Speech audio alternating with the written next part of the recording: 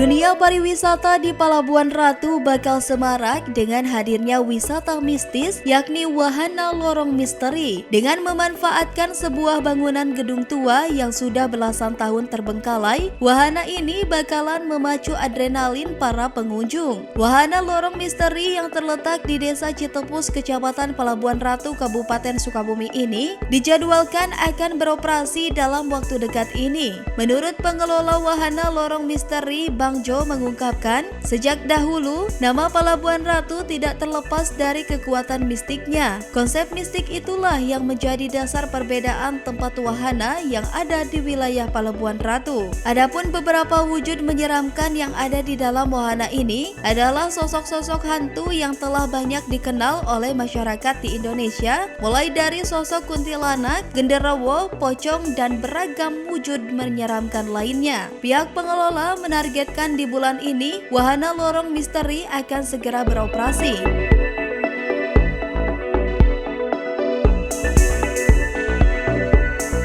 Salah satunya untuk menunjang wisata di Kabupaten Sukabumi, khususnya di Pelabuhan Ratu ya. Dan di sini emang terkenal tempat wisata gitu. Jadi adanya Wahana Lorong Misteri ini untuk menunjang bangkitnya wisata di Kabupaten Sukabumi. Dari aslinya aja sudah berbentuk apa ya, natural lah.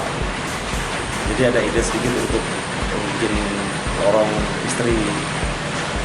Ya di depan ada buat selfie bersama apa? Ya anak-anak kan suka gitu ya selfie dengan teman-teman. Terus untuk memicu adrenalin bisa masuk ke wahana ini. Ya macam-macam lah, banyak permainan. Ya salah satunya jump scare lah. Ada hal yang lumayan bikin kaget. Dari Kecamatan Palabuhan Ratu, Kabupaten Sukabumi, Indra Sopyan melaporkan untuk Dinamika.